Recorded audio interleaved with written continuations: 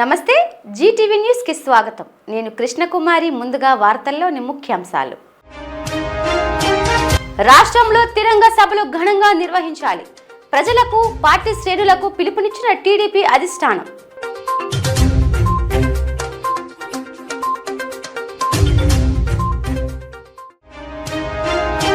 సంవత్సర కాలంగా రాష్ట్రం పురోగతికి దూరం. విలేకరుల సమావేశంలో మాజీ మంత్రి అంబటి ఆరోపణ.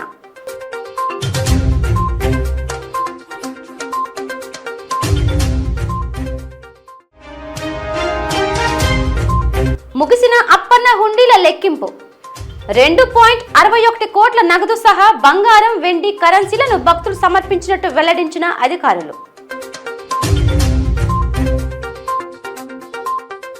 నేడు అమరావతిలో ముఖ్యమంత్రి చంద్రబాబు అధ్యక్షతన జరిగిన పోలిట్ బ్యూరో సభ్యుల సమావేశం అనంతరం సభ్యులు సమావేశ సారాంశాన్ని మీడియాకు వివరించారు.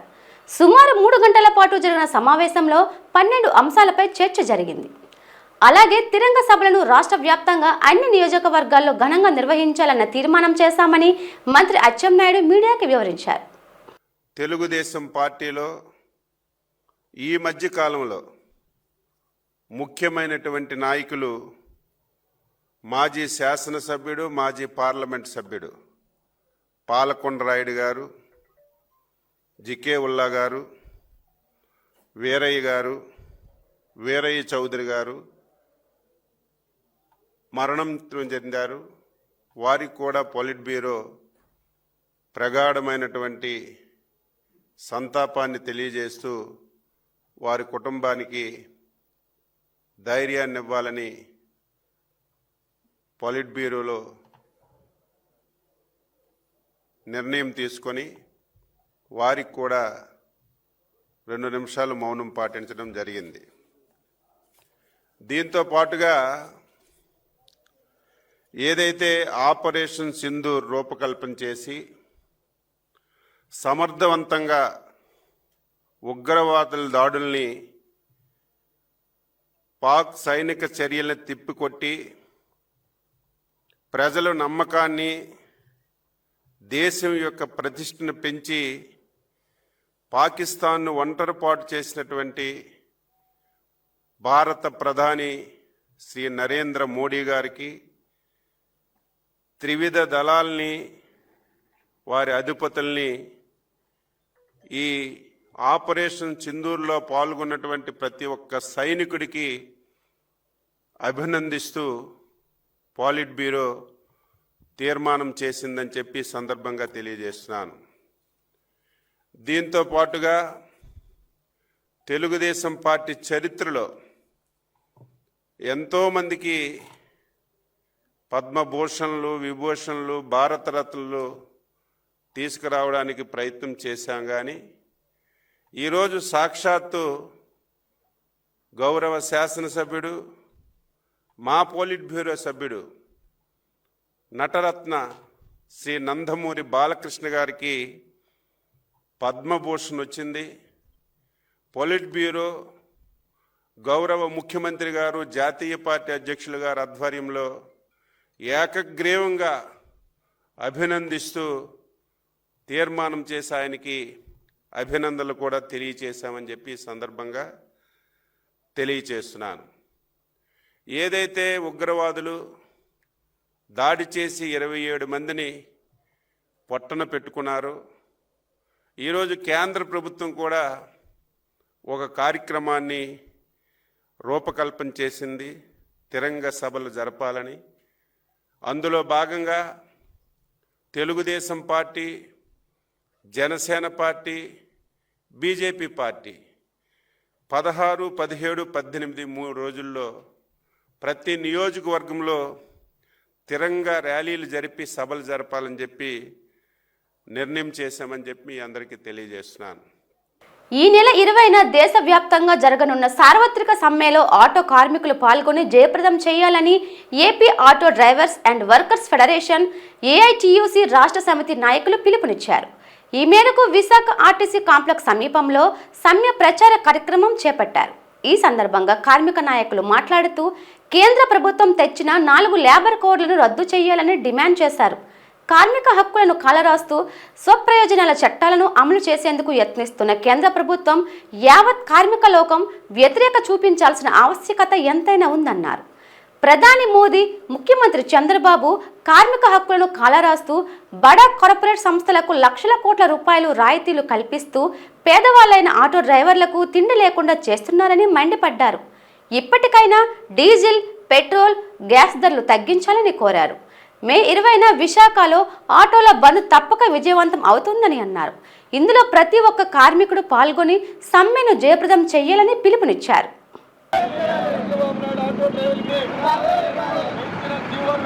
మే 20వ తారీఖున దేశవ్యాప్తంగా రైతాంగ అలాగే కార్మిక వర్గం అన్నీ కూడా ఈ కేంద్ర ప్రభుత్వం వచ్చిన తర్వాత 44 కార్మిక చట్టాలను 4 చట్టాలుగా కుదించి కార్మికుల్ని అటు రైతాంగాన్ని వేధిస్తుంది కాబట్టి దేశవ్యాప్తంగా కార్మిక చట్టాలను అమలు చేయాలని చెప్పి సమ్మెకు పిలుపడం జరిగింది. అందులో భాగంగా విశాఖపట్నం నగరంలో ఆటో డ్రైవర్లపై కూడా చట్టాలను సవరణలు చేసి డ్రైవర్ల ప్యాక్ ఉడతలు తెచ్చే విధంగా ఈ చట్టాలను అమలు చేస్తున్నారు. కాబట్టి దీన్ని కూడా విరమించుకోవాలని చెప్పి మేము ఆటో డ్రైవర్లుగా బంద్ పిలిపిస్తున్నాం.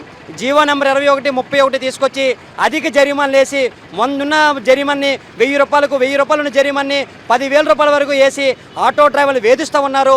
ఈ చట్టాలు కానీ ఈ జీవోలన్నింటినీ కూడా రద్దు చేసి 44 కార్మిక చట్టాలు అమలు చేయాలని కార్మిక వర్గానికి అందరికీ కూడా ఏదైతే కేంద్ర ప్రభుత్వం ఉంది, కేంద్ర ప్రభుత్వం కళ్ళు తెరిపించే విధంగా ఈ సమ్మె ఉండాలి. ఈ సమ్మెలో కూడా విశాఖపట్నం నగరంలో ఉన్న ఆటోలకి పర్మిట్లు కానీ పార్కింగ్ స్థలాలు లేక అధిక జరిమానాలు వేస్తున్నారు.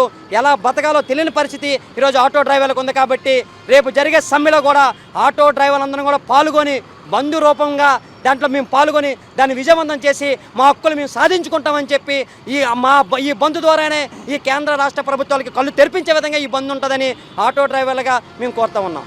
తమిళ డబ్బింగ్ సినిమా డిడి నెక్స్ట్ లెవెల్లో కలియుగ దైవం శ్రీ వెంకటేశ్వర స్వామి వారి గోవిందనామాల పాటను వక్రీకరించి చూపించారని, దానికి నిరసనగా బీజేపీ ధార్మిక సెల్ అధ్యక్షుడు విజయశంకర్ ఫణి ఆధ్వర్యంలో గాజువాక సీఎంఆర్ సెంట్రల్ మేనేజర్ వర్మని కలిసి శుక్రవారం విడుదల కాబోయే డిడి నెక్స్ట్ లెవెల్ సినిమాను వెంటనే ఆపేయాలని డిమాండ్ చేశారు.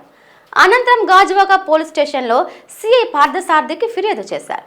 ఈ సందర్భంగా వారు మాట్లాడుతూ హిందువుల మనోభావాలను దెబ్బతీసేలా తమిళ సినిమా నెక్స్ట్ లెవెల్లో ఒక పాటను అర్థం మార్చి హేళనగా డీజేతో కూడిన పాటను చిత్రీకరించాలని తెలిపారు. వెంటనే సినిమా విడుదల ఆపేయాలని డిమాండ్ చేశారు. లేని ఎడల హిందువులంతా కలిసి ధర్నా చేస్తామని అన్నారు. దీనిపై సానుకూలంగా స్పందించిన Gajuwaka CI Parthasarathi IMAX manager వర్మతో మాట్లాడి సమస్యను పరిష్కరించారని, ఈ సందర్భంగా సిఐ పార్థసారథికి ధన్యవాదాలు తెలిపారు. ఈ కార్యక్రమంలో జిల్లా ప్రధాన కార్యదర్శి పొలిమేర శ్రీనివాసరావు, కన్వీనర్ కరణంరెడ్డి నరసింగరావు, ధార్మిక సెల్ ప్రతినిధులు అభిరామ్, శేషులత తదితరులు పాల్గొన్నారు. మన కలియుగ దైవమైనటువంటి శ్రీ వెంకటేశ్వర స్వామి గోవిందనామాలు అనే సాంగ్ని వాళ్ళకి ఇష్టం వచ్చినట్టు రీతిలో డీజేతో మిక్స్ చేసి మరి అసభ్యకరంగా ఆ యొక్క పాటను చిత్రీకరించారు. దాన్ని మా బీజేపీ అదేవిధంగా హిందూ ధార్మిక సెల్ ఫణి గారు అందరూ కూడా దీని మీద భారీగా వ్యతిరేకత చూపించి నిన్ననే మా జిల్లాలో ఉన్నటువంటి సిపి గారికి, లాప్సీ గారికి లిఖితపూర్వకంగా ఫిర్యాదు చేయడం జరిగింది. అందులో భాగంగా ఈరోజు గాజువాకలో ఐమాక్స్ ఉన్నటువంటి మన సీఎంఆర్ సెంటర్లకు వచ్చి వారి యొక్క మేనేజర్ గారు వర్మ గారికి మేము కంప్లైంట్ చేయడం జరిగింది. అదేవిధంగా గాజువాక సిఐ గారు శ్రీ పార్థసారథి గారికి కూడా మేము కంప్లైంట్ చేశాము. వారు ఇరువురు కూడా మాకు హామీ ఇచ్చారు. సినిమాని రిలీజ్ చేయము, రిలీజ్ చేసినా సరే ఆ యొక్క పాటలు తొలగిస్తామని హామీ ఇచ్చారు. ఆ పాటలు తొలగించి సినిమా రిలీజ్ చేసుకుంటే మాకు అభ్యంతరం లేదు. కానీ ఆ పాటతో పాటు సినిమా రిలీజ్ చేస్తే మాత్రం ఖచ్చితంగా హైందవ సంఘాలన్నీ కూడా వచ్చి ఇక్కడ ధర్నా చేయడానికి సిద్ధంగా ఉన్నాము. మరి ఈ కార్యక్రమంలో పెద్దలు మా జిఎస్ గారు, పొలిమేర శ్రీనివాస్ గారు, మేడం గారు అందరూ పాల్గొన్నారు. అందరికీ ధన్యవాదాలు. రాష్ట్ర ప్రభుత్వం యుద్ధ ప్రాతిపాదికన టిట్కో ఇల్లు పూర్తి చేసే లబ్ధిదారులకు అందచేయాలని తెలుగు శక్తి అధ్యక్షుడు బివి రామ్ డిమాండ్ చేశారు. ఈ మేరకు నేడు ఆయన జీవీఎంసీ గాంధీ విగ్రహం వద్ద నిరసన తెలియజేసి అనంతరం మీడియాతో మాట్లాడారు. 2,68,000 మంది లబ్ధిదారులు ఉన్నారని, వీరు ₹1,00,000 చొప్పున 2017లో టిట్కో ఇంటి కోసం డబ్బులు చెల్లించారని, మిగిలిన దానికి బ్యాంకు రుణం ఇచ్చారని తెలిపారు. ప్రస్తుతం ఈఎంఐతో పాటు వడ్డీతో కలిపి 5,000 లబ్ధిదారులు కడుతున్నారన్నారు. దీనివల్ల లబ్ధిదారులు నానా ఇబ్బందులు పడుతున్నారని తెలిపారు. ఈ విషయమే ఎమ్మెల్యే విష్ణుకుమార్ రాజు అసెంబ్లీలో ప్రస్తావించినప్పుడు ఈఎంఐ ప్రభుత్వమే కట్టే విధంగా సంబంధించిన మంత్రి హామీ ఇచ్చారని తెలిపారు. నిధులన్నీ అమరావతికి మళ్లిస్తున్నారని, ముందుగా టిడ్కో ఇల్లు పూర్తి చేసి లబ్ధిదారులకు అందచేయాలని డిమాండ్ చేశారు. టిడ్కో ఇల్లు ఇచ్చే వరకు తాను పోరాటం సాగిస్తానన్నారు. తెలుగుదేశం ప్రభుత్వం మొదలుపెట్టింది కాబట్టి దీన్ని ఈ ప్రభుత్వమే పూర్తి చేయాలని కోరారు. ఎమ్మెల్యే పల్లా శ్రీనివాస్ తనపై అరాచక శక్తితో దాడి చేయించారని, వందలాది మంది తనను హత్య చేసేందుకు వచ్చారని ఆవేదన వ్యక్తం చేశారు. అతను నేను ఏప్రిల్ 24th సిబిఐకి, హోమ్ మినిస్టర్కి ఢిల్లీలో ఫిర్యాదు చేశానని చెప్పి నన్ను చంపాలని చూశాను మిస్టర్ పల్లా శ్రీనివాస్. అందువల్ల నేను వదిలిపెట్టే ప్రసక్తి లేదు. నాకు ఎన్ని ప్రెజర్స్ వచ్చినా నేను బెండ్ అవను. ఎందుకంటే నేను మొండోడు, రాజుకంటే బలవంతుడు. రామనేవాడు మొండోడు. డిఫరెంట్గా ఎవడ మాట వెన్ను. న్యాయం కోసం ఎంత యుద్ధం చేస్తాను. ఈరోజు ఇది పక్క పెట్టండి, నా పర్సనల్ వారిని నేను యుద్ధపోతున్నట్లు ప్రభుత్వం పైన. ప్రభుత్వం చేసిన పెద్ద తప్పిదం ఏంటంటే 2017లో టిడ్కో ఇల్లు తీసుకొచ్చారు. 2,60,000 మందికి ఇల్లులు మంజూరు చేశారు. నాడు ₹1,00,000 కట్టారు. బ్యాంకులు రుణాలు ఇప్పించారు. మరి ఈరోజు 2025 అంటే 8 సంవత్సరాలు అయిపోయింది. ఇంకా ఎవరికి ఇల్లు చేతికి రాలే. ఈరోజు బ్యాంకు ఈఎంఐ 3,000 కడుతున్నారు. ఆ ₹1,00,000కి ₹2,000 వడ్డీ కడుతున్నారు. అంటే ₹5,000 కడుతున్నారు. గత జగన్ ప్రభుత్వంలో అసలు టిడ్కో ఇల్లు ఎక్కడే ఆపేశారు. మరి ఇప్పుడు ఈ ప్రభుత్వం వచ్చి 11 నెలలు పూర్తవుతుంది. రేపు June 12 సంవత్సరం అయిపోతుంది. సంవత్సరం పాలన మీరు ఏం చేశారంటే, ఇవాళ మీ వల్ల 10 లక్షల మంది, అంటే ఒక కుటుంబం 4 చొప్పున వేసుకుంటే 2,60,000 × 4 చేసుకుంటే మీ వల్ల 10,72,000 మంది మీ వల్ల ఇబ్బంది పడుతున్నారు, ప్రభుత్వంలో ఇబ్బంది పడుతున్నారు. అంటే మీరు ఆ మధ్యన విష్ణుకుమార్ రాజు గారు అసెంబ్లీలో పాయింట్లు లేవనెత్తినప్పుడు ప్రభుత్వం సమాధానం చెప్పింది. ఏమని చెప్పిందంటే బ్యాంక్ ఈఎంఐ మేము కడతామని చెప్పి హామీ ఇచ్చారు. మరి అది అమలు చేశారంటే అమలు చేయలేదు. ఎందుకు అమలు చేయలేదు అడుగుతున్నారు. మేము ఒకటే కోరుతున్నాం, అమరావతి కోసం నాడు విశాఖపట్నంలో గలవెత్తింది నేనే. కానీ ఈరోజు అమరావతికి ఇస్తున్న ప్రయారిటీ ఈ 10,70,000 మందికి ఇవ్వట్లేదు. ఆ టిడ్కో ఇల్లు పూర్తి చేసి వాళ్ళకి ఇల్లు చేతి పడిన తర్వాత అప్పుడు అమరావతి స్టార్ట్ చేయమని డిమాండ్ చేస్తాను. గత 5 సంవత్సరాల వైసీపీ పాలనలో రాష్ట్రం సర్వతోముఖాభివృద్ధి సాధించిందని, అభివృద్ధి, సంక్షేమం, నిబద్ధత, మూలధనం పెంపు, రెవెన్యూ ఆదాయం వంటి ముఖ్యమైన అంశాలపై ప్రత్యేక దృష్టి సారించడం జరిగిందని మాజీ మంత్రి అంబటి రాంబాబు అన్నారు. కూటమి అధికారంలోకి వచ్చిన సంవత్సర కాలంలో అభివృద్ధి, సంక్షేమం శూన్యమంటూ ఆరోపించారు. ఈ 5 సంవత్సరాల్లో సంక్షేమం, అభివృద్ధి, ట్రాన్స్పరెన్సీ, ప్రజల యొక్క కొనుగోలు శక్తి, రెవెన్యూ ఆదాయం, మూలధనం పెట్టుబడి, ఈ రంగాల్లో చాలా ట్రాన్స్పరెంట్గా పరిపాలన సాగింది. రాష్ట్రం అభివృద్ధి చెందింది. ఈ సంవత్సర కాలంలో చంద్రబాబు నాయుడు గారి పరిపాలన చూస్తే ఎవరికైనా బాధ కలిగేటటువంటి పరిస్థితి ఏర్పడతా ఉంది. చంద్రబాబు నాయుడు గారి ఎన్నికలకు ముందు అనేక రకాలైన మాటలు చెప్పారు. ఆదాయాలు సృష్టిస్తా అన్నాడు, సంపద సృష్టిస్తానన్నాడు. ప్రజలకు ఆదాయాలు పెంచడంతో పాటు రాష్ట్రాన్ని అన్ని రంగాల్లో అభివృద్ధి చెందేస్తాను, సంక్షేమ కార్యక్రమాలు ఇచ్చేస్తాను అని అనేకమైన గొప్ప విషయాలు చెప్పి నమ్మించాడు. సంవత్సరం అయింది అధికారంలోకి వచ్చి. ఇవాళ రాష్ట్ర పరిస్థితి చూస్తే దయనీయమైన స్థితికి నెట్టబడతా ఉంది. తిరోగమనంలో రాష్ట్రం వెనక్కి వెళ్తూ ఉంది. చంద్రబాబు నాయుడు గారు వచ్చిన దగ్గర నుంచి జగన్మోహన్ రెడ్డి గారి మీద ఏం బురద జల్లుదాం, ఆయన ఏ విధంగా వ్యక్తిత్వ హననాన్ని చేద్దాం, జగన్మోహన్ రెడ్డి గారి రాజకీయ పార్టీకి సంబంధించినటువంటి వ్యక్తుల మీద ఏ విధంగా క్రిమినల్ కేసులు పెడదాం, వేధిస్తాం, జగన్మోహన్ రెడ్డి గారు చుట్టుపక్కల ఉన్న వారి మీద లేనిపోని కేసులు పెట్టి ఆ కేసుల్లో విరికించి వేధించి భయపెడదాం అనే ఒక రెడ్ బుక్ రాజ్యాంగాన్ని ఆయన అమలు చేస్తున్నాడు. సమయం అంతా, శ్రమంతా, సామర్థ్యం అంతా చంద్రబాబు నాయుడు గారు దీని మీదే ఉపయోగిస్తున్నాడు తప్ప రాష్ట్రం అభివృద్ధి గురించి కానీ, సంక్షేమం గురించి కానీ, ప్రజల యొక్క బాగోగుల గురించి కానీ ఆలోచించే పరిస్థితే లేనటువంటి ఒక దౌర్భాగ్యమైనటువంటి పాలన చంద్రబాబు నాయుడు గారు కొనసాగించేటటువంటి కార్యక్రమం ఇవాళ చేస్తున్నాడు. ఇవాళ మనం చూస్తే ఎంత దుర్మార్గం అంటే, బాలాజీ గోవిందప్ప అరెస్ట్ చేశారు మైసూర్లో. చంద్రబాబు నాయుడు గారి ప్రభుత్వం కోర్టులో హాజరుపరిచారు, రిమాండ్లోకి వెళ్ళారు. ఎందుకు అరెస్ట్ చేయాలి ఆయన్ని? ఆయన ఎవరు? ఆయన ఏమైనా రాజకీయ నాయకుడా? ఆయన ఒక చార్టర్డ్ అకౌంటెంట్. అంతేకాదు,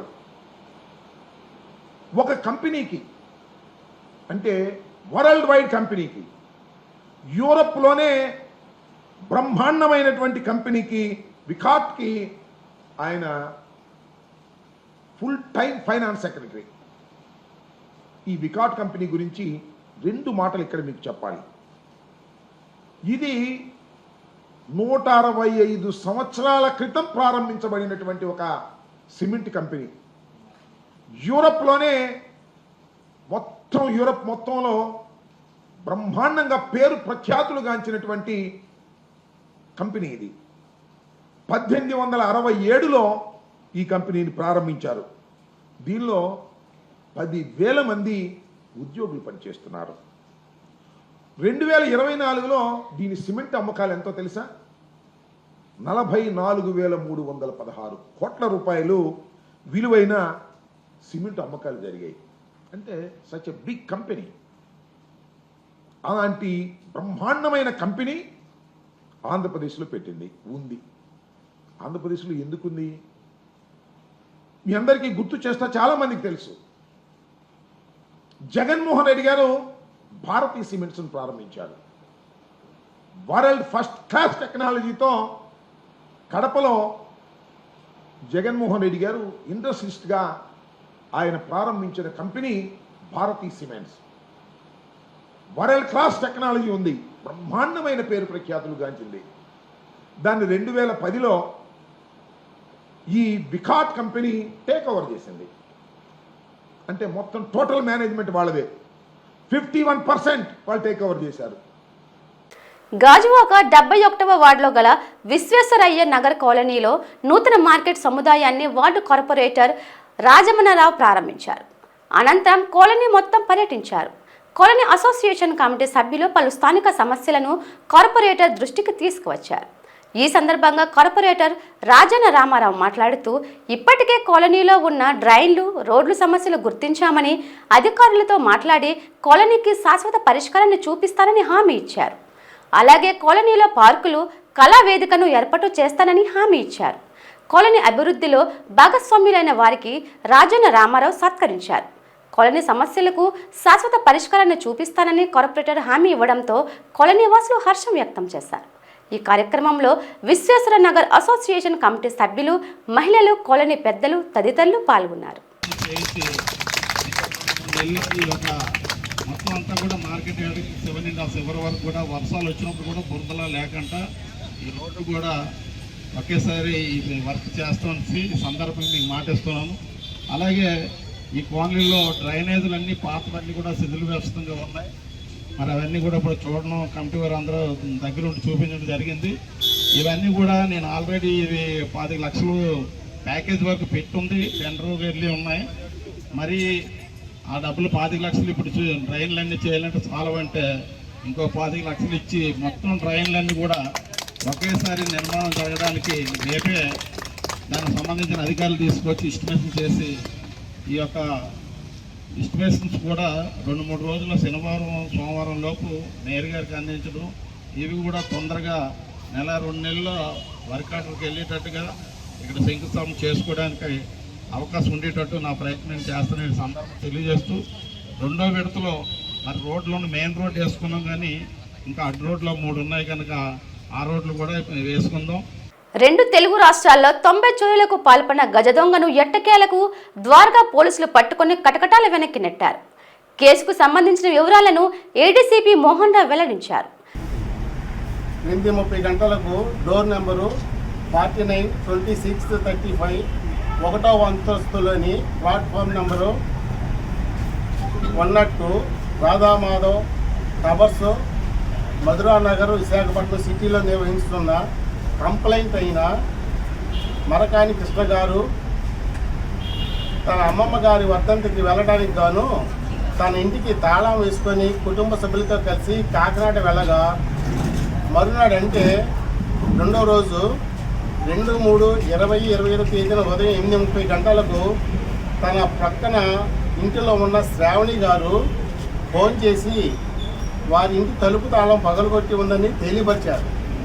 దాని మీద వెంటనే కంప్లైంట్ తన కుటుంబ సభ్యులను తీసుకొని కాకినాడ నుండి బయలుదేరి మధ్యాహ్నం 12 గంటలకు తన ఇంటికి చేరుకొని తన ఇంటిలోకి వెళ్ళి చూడగా తన ఇంటి బెడ్రూమ్లోని మంచం మీద వారి బీరువా పట్టుకొని పెట్టినట్లు మరియు బీరువా తలుపు పగలగొట్టి ఉందని, తన బీరువా నందు ఇచ్చిన బంగారు ఆభరణాలు సుమారు 23 తులాలు మరియు 1 లక్ష నగదు మొత్తం 6,75,000 రూపాయలు విలువైనవి కనిపించకుండా పోయినాయని మరియు సదరు బంగారము మరియు డబ్బులు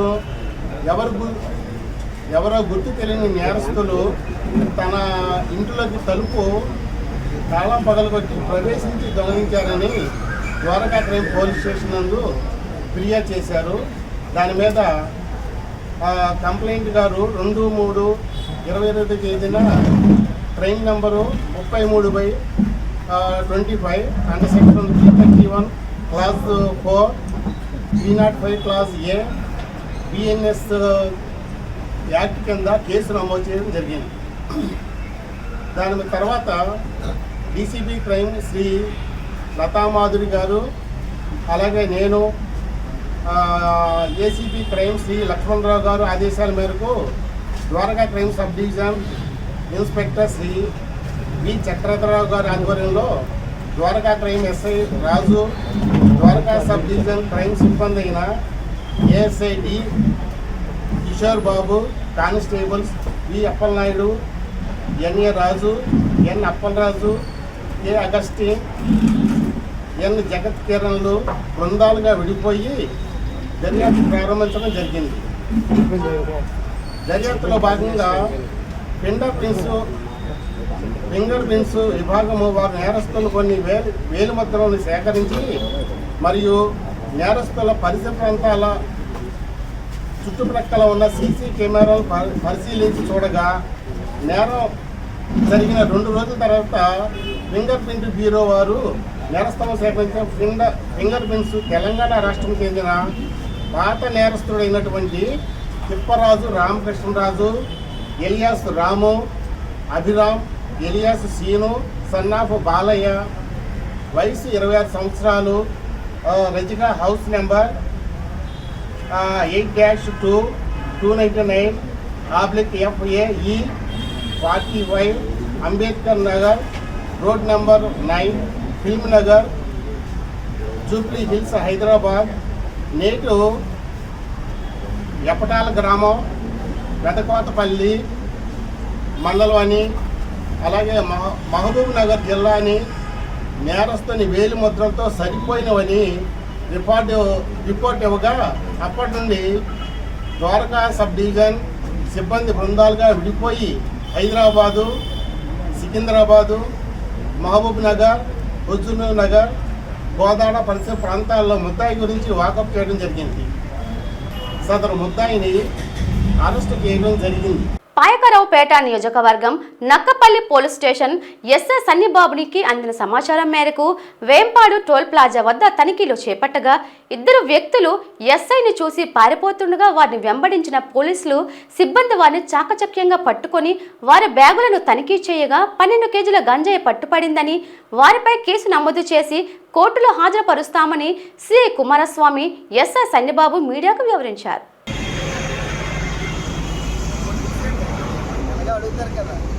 సుమారు 10 గంటల సమయంలో ఈ నక్కపల్లి మండలంకి మన ఎస్ఐ గారికి రాబడిన సమాచారం రిగార్డింగ్ గాంజా ఇల్లీగల్ ట్రాన్స్పోర్టేషన్ కోసం ఇన్ఫర్మేషన్ వచ్చింది.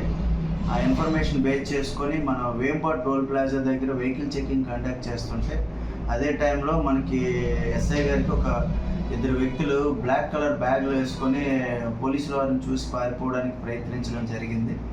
వాళ్ళని పట్టుకొని విచారిస్తే అది గంజా ట్రాన్స్పోర్ట్ చేస్తున్నట్టు తెలిసింది. వాళ్ళు ఈ ముని వెంకటప్ప అతను బెంగళూరు కర్ణాటక స్టేట్కి సంబంధించిన అతను. దీనికి ఇంతకుముందు ఎర్లియర్ ఒక మర్డర్ కేసు కూడా ఈయనపైన పోలీస్ స్టేషన్లో ఉంది. అది కన్విక్షన్ కూడా వచ్చింది. 12 సంవత్సరాలు జైలు శిక్ష కూడా అనుభవించుకొని వచ్చారు. నెక్స్ట్ కుప్ప ముత్తు అనే అతను కూడా అరెస్ట్ చేయడం జరిగింది. ఈయన తమిళనాడు స్టేట్ తేనె డిస్ట్రిక్ట్కి సంబంధించిన వ్యక్తి. ఈయనకు కూడా ఇంతకుముందు గాంజా కేసు వాళ్ళ తమిళనాడు స్టేట్లో కూడా ఉంది. వీళ్ళు హ్యాబిచువల్ అఫెండర్.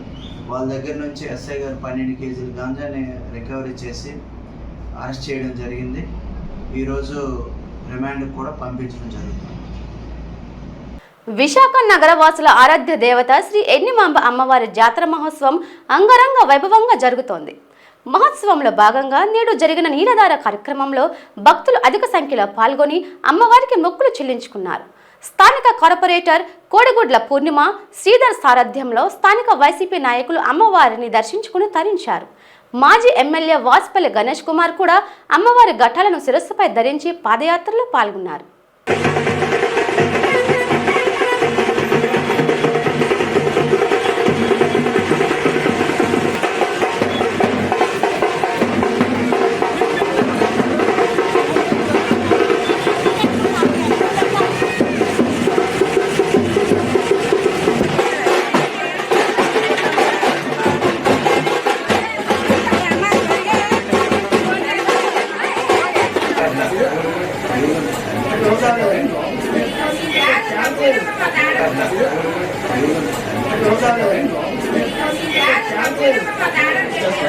జాతర మహోత్సవంలో ఈ రోజు నుండి జలధారతో ప్రారంభమైంది. ఆదివారం వరకు ఈ పూజలు శ్రీ ఎర్నమ్మ అమ్మవారికి జరుపుతారు. ప్రధానమైన ఘట్టం ఈరోజు జలధార. మా కార్పొరేటర్ గారు కోడిగుడ్ల పూర్ణిమ గారు, ఈ వార్డు కార్పొరేటర్, ఈ అమ్మవారి ఆశీస్సులు పొందినటువంటి మహా ఇల్లాలు, ఒక మంచి కార్పొరేటర్గా పేరు సంపాదించుకున్నటువంటి నీతివంతమైనటువంటి కార్పొరేటర్ అని పేరు తెచ్చుకున్నారు. అలాంటి ఆ దంపతులు ఇద్దరు కూడా ఆహ్వానం మేరకు ఈరోజు ఇక్కడ మన శివాలయం దగ్గర నుండి కూడా అమ్మవారికి సుమారు 500 బిందులతో నీళ్ళతో, ఆ తర్వాత పట్టు వస్త్రాలతో రావడం జరిగింది. ఆ అమ్మవారి ఆశీస్సులు ప్రతి ఒక్కరికి కూడా ఉండాలని చెప్పేసి మనసారా నేను ప్రార్థిస్తా ఉన్నాను. ముఖ్యంగా ఈ ఎర్నమ్మ అమ్మవారు పొలిమేరులో మా పూర్వీకులు ఇక్కడ నిర్మాణం చేయడం జరిగింది. ఇప్పుడు నడిబొడ్డిన ఈ అమ్మవారు ఉంది. ఈ అమ్మవారి ప్రత్యేకత ఏంటంటే ఇక్కడే ఆ అమ్మవారికి వేటలేసి ఇక్కడే భోంచేసి వెళ్ళడం.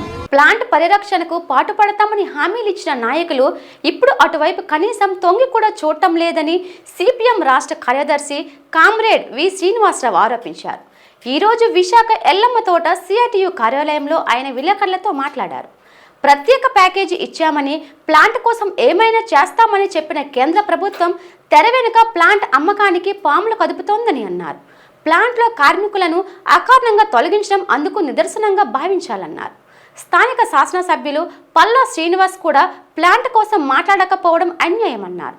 మిట్టల్, అదానీ వంటి బడా బాబులకు కర్మాగారాన్ని అప్పజెప్పేందుకు యత్నిస్తున్న కేంద్రంపై రాష్ట్ర ప్రభుత్వం ఒత్తిడి తేవాలని డిమాండ్ చేశారు. విశాఖ ఉక్కు కర్మాగారాన్ని ప్రాణాలు పణంగా పెట్టైనా కాపాడుకుంటామని తెలిపారు. ప్రతిరోజు ముడి సరుకు దాంట్లో ఇటువంటి వాటిల్లో ఆర్డర్స్లో అన్నింటిలో కూడా కమిషన్లు కొట్టేసి కక్కుర్తిపడేటువంటి వాళ్ళు, వాళ్ళకు మాత్రం ఎలాంటి నోటీసులు ఇవ్వరు, వాళ్ళకి ఎలాంటి చర్యలు వాళ్ళు ఉండవు. వాళ్ళు పెత్తనం చేస్తారు. కష్టపడి ఉత్పత్తి చేసే కార్మికులు మాత్రం చర్యలు ఉంటాయా?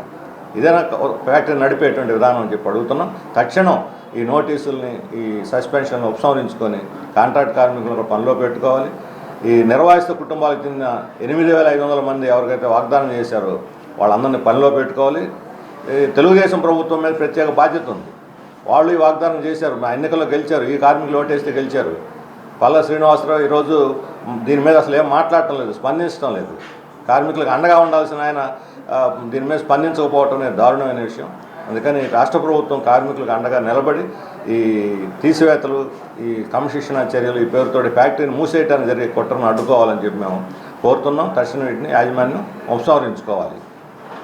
అలాగే దేశంలో ఈరోజు ఈ ఆపరేషన్ సింధూర్ పేరుతో ఉగ్రవాదాన్ని అణిచేయాలి, వాళ్ళని అడ్రస్ లేకుండా చేయాలని చెప్పి ఇదంతా కూడా 7వ తేదీ 25 నిమిషాల్లో పూర్తయింది జయప్రదంగా ఆపరేషన్ సింధూరు అని రాజ్నాథ్ సింగ్ ప్రకటించాడు. ఆపరేషన్ సింధూరు జయప్రదమైన తర్వాత కాల్పులు విరమణ అనే దానికి అర్థం ఏమిటి? మనంతటా మనమే కాల్పులు విరమణ ప్రకటించవచ్చు. ఆ పాకిస్తాన్ వాడు మన మీదకి వస్తే మనం ఎదురుదాడి చేస్తాం, ఆత్మరక్షణ చేసుకునే హక్కు మనకు ఉంటుంది, పాఠం కూడా నేర్పించవచ్చు. కానీ మొత్తం పాకిస్తాన్ సంగతి తెలుస్తాము, పీఓకే ఆక్రమించుకుంటామని బయలుదేరి సడన్గా డొనాల్డ్ ట్రంప్ ఇద్దరు కాల్పులు విరమణ పాటిస్తున్నారని ఆయన ప్రకటించాడు. ఆయన విశ్వగురులాగా ఉన్నాడు. ఇప్పుడు మోడీకి విశ్వగురువు అంటే డొనాల్డ్ ట్రంపే. దాని మీద బీజేపీ కానీ కేంద్ర ప్రభుత్వం ఖండించలేదు. సింహాచలం శ్రీ వరాహ లక్ష్మీ నృసింహస్వామికి భక్తులు గత 21 రోజుల్లో ఆలయ హుండీలో సమర్పించిన కట్న కానుకల ద్వారా 2.61 కోట్ల ఆదాయం సమకూరింది. దేవస్థానం ఈవో ఎన్ సుజాత, ప్రత్యేక పరిశీలకుడు బండారు ప్రసాద్ పర్యవేక్షణలో సింహగిరిపై పరకామణి కేంద్రంలో హుండీల లెక్కింపు చేపట్టారు. నగదు రూపంలో 2.61 కోట్లు లభించగా 166 గ్రాముల స్వర్ణం, 17.9 కిలోల వెండి ఆభరణాల రూపంలో భక్తులు సమర్పించారు. వాటితో పాటు యుఎస్ఏకు చెందిన $15, సింగపూర్, యుఏఈ, మలేషియా, ఐర్లాండ్ తదితర పలు విదేశాలకు చెందిన కరెన్సీ కూడా లభించింది. ఈ కార్యక్రమంలో దేవాదాయ శాఖ విశాఖ జిల్లా సహాయ కమిషనర్ అన్నపూర్ణ, దేవస్థానం వివిధ విభాగాల ఏఈఓలు, పర్యవేక్షణ అధికారులు, పలు సేవా సంస్థల కార్యకర్తలు పాల్గొన్నారు. వార్తలు ముగించే ముందు ముఖ్యాంశాలు మరోసారి. రాష్ట్రంలో తిరంగ సభలు ఘనంగా నిర్వహించాలి, ప్రజలకు, పార్టీ శ్రేణులకు పిలుపునిచ్చిన టీడీపీ అధిష్టానం.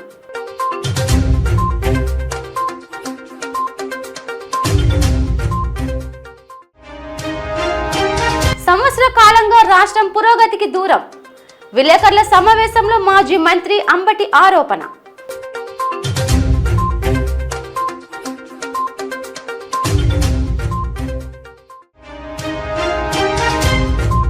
ముగిసిన అప్పన్న హుండీల లెక్కింపు, 2.61 కోట్ల నగదు సహా బంగారం, వెండి, కరెన్సీలను భక్తులు సమర్పించినట్టు వెల్లడించిన అధికారులు.